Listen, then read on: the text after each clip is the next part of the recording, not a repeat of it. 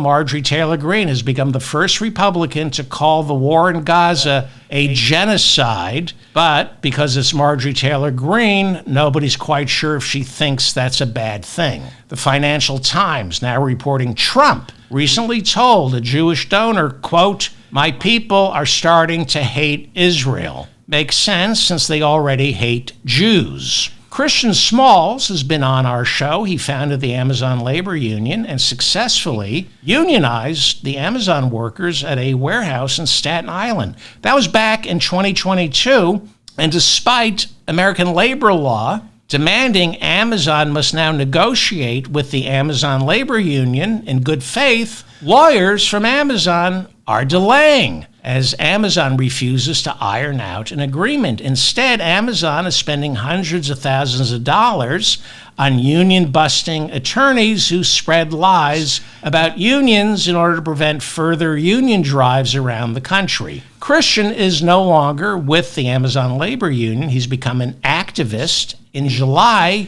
he joined the Gaza Freedom Flotilla to bring humanitarian aid to the Palestinians. Payday report now saying Christian Smalls was beaten by the Israeli Defense Force after 21 people were taken off the boat and detained. Mike Elk runs Payday Report. He's been on this show.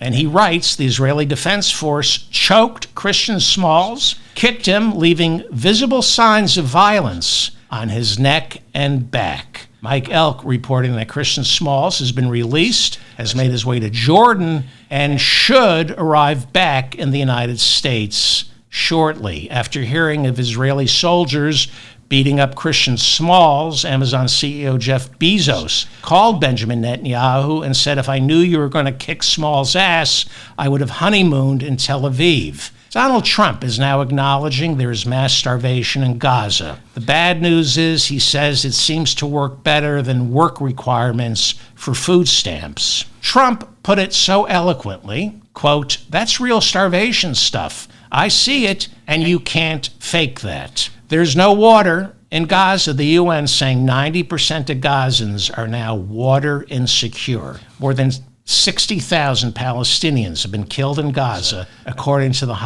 Hamas Health Ministry, since war broke out. Israel, bowing to world pressure, allowed humanitarian airdrops into Gaza from France. There were 52 airdrops into Gaza on Tuesday, according to Israel. The airdrops continued throughout the week. They were coordinated by Israel, the United Arab Emirates, Egypt, Jordan, and Canada. Italy announced it will deliver 700 tons of flour to Gaza. The UN Palestinian Refugee Agency now saying 1 in 5 Palestinian children in Gaza are malnourished. Meanwhile, negotiations between Hamas and the United States have ended. U.S. Special Envoy Stephen Witkoff is expected to be on the ground in Gaza Friday, inspecting humanitarian distribution sites. Witkoff announced he had broken off ceasefire talks with Hamas, accusing its leaders of refusing to negotiate in good faith. Florida House Republican Randy Fine tweeted that until Hamas releases the Israeli hostages, the Palestinians can quote-unquote starve away. Even Marjorie Taylor Greene said she was offended by that. Amichai Eliyahu, Israel's heritage minister, says nobody is starving in Gaza. He said, quote, "There's no hunger in Gaza." He added, "But we don't need to be concerned with hunger in the Strip. Let the world worry about it." Israel's heritage minister, Amichai Eliyahu, also said, quote, "The government is racing ahead for Gaza to be wiped out." He said during a radio interview, quote, "Thank God we are wiping out this evil. We are pushing this population that has been educated on Mein Kampf. We are pushing them into humanitarian city. That is the plan, to round up every Palestinian in Gaza, place them in southern Gaza in humanitarian city where they will not be allowed to leave." Eliyahu says Gaza will soon be cleared for Jewish settlements. Eliyahu declared, quote, "All Gaza will be Jewish." Israel's ambassador to the UN distanced himself from Eliyahu in a tweet which read the quotes attributed to Minister Eliyahu to the effect that the government of Israel is rushing towards Gaza being wiped out and that we don't have to be concerned about hunger in the Strip do not reflect the policy of Prime Minister Netanyahu and his government. Really? Prime Minister Benjamin Netanyahu later insisted that this far-right minister does not speak for the government I lead. Really? Really? Netanyahu said, quote, he is not a member of the security cabinet that determines the conduct of the war. Okay, but he's still your heritage minister. You haven't fired him. You have a plan that you're open about. You've talked about humanitarian city where all Palestinians in Gaza will be placed in a walled-off ghetto in southern Gaza, unable to leave, or maybe given $10,000 each to go someplace else. That's the plan. Netanyahu's openly saying this. He's openly warning that he's going to annex Gaza for whatever reason, if Hamas doesn't agree to a ceasefire. The plan is to annex Gaza. He refuses to recognize Hamas as a negotiating partner. He says the fighting in Gaza won't end until Hamas is eliminated. So this is not about the hostages. It's about destroying Hamas and removing Palestinians from Gaza. Qatar, this is an amazing story. What I'm going to tell you is amazing. Qatar, Saudi Arabia, and Egypt, for the first time, officially told Hamas to disband and give up its control over Gaza. And then, in a surprise move, the 22 members of the Arab League voted unanimously for Hamas to leave Gaza. This is huge. This is huge. They also condemned Hamas's October 7th attack on Israel. The declaration was also signed by all 27 members of the European Union and 17 other countries. This is what the statement said. Quote, in the context of ending the war in Gaza, Hamas must end its rule in Gaza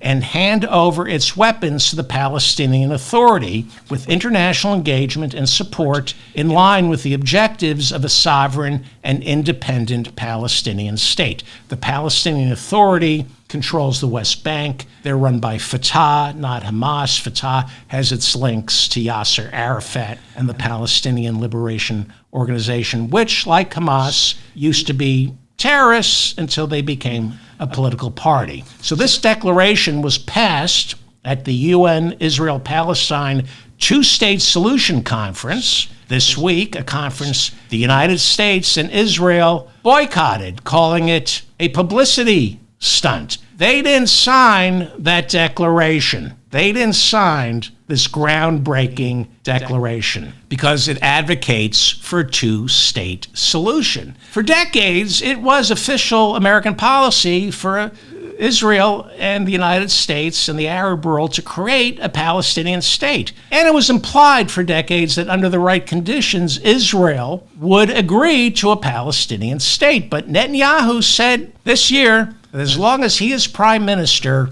the Palestinians will never get a sovereign state. And Mike Huckabee, he's the American ambassador to Israel, has pretty much echoed the same thing. Netanyahu this week said, quote, let's be clear, the Palestinians do not seek a state alongside Israel. They seek a state instead of Israel. He's conflating Hamas with the Palestinians. He's saying the Palestinians do not seek a state alongside Israel. It's no longer saying Hamas. He's saying Hamas is now synonymous with the Palestinians. That's how you justify humanitarian city. Canada on Wednesday said it will officially recognize the state of Palestine at the United Nations General Assembly in September. The recognition contingent upon Gaza holding free and open elections that do not include Hamas. British Prime Minister Keir Starmer said the UK will recognize a Palestinian state unless Israel agrees to a ceasefire and ends the suffering in Gaza. Last year, Spain, Ireland, and Norway recognized the Palestinian state. French President Emmanuel Macron last week defied the Trump administration and said his country would recognize Palestinian statehood at the UN General Assembly meeting in September. Prime Minister Benjamin Netanyahu condemned Emmanuel Macron's announcement, accusing France of rewarding terrorism. Secretary of State Marco Rubio called France's announcement reckless. Brigitte Macron, France's First Lady, is suing right-wing podcaster Candace Owens for defamation after Owens refused to stop saying Mrs. Macron was a biological male who stole someone's identity in order to become a woman. Candace Owens also insists that Brigitte Macron is Emmanuel Macron's cousin, and they are engaging in an incestuous relationship. She also maintains Emmanuel Macron was selected by United States intelligence agencies to be France's president, and he is a victim of CIA mind control. Or you can get your news from the New York Times, the Washington Post, the Economist, the Los Angeles Times, or you can get it from Candace Owens. After the lawsuit was filed, Candace Owens said France's First Lady will die before the discovery phase of this defamation trial. Why would you, why?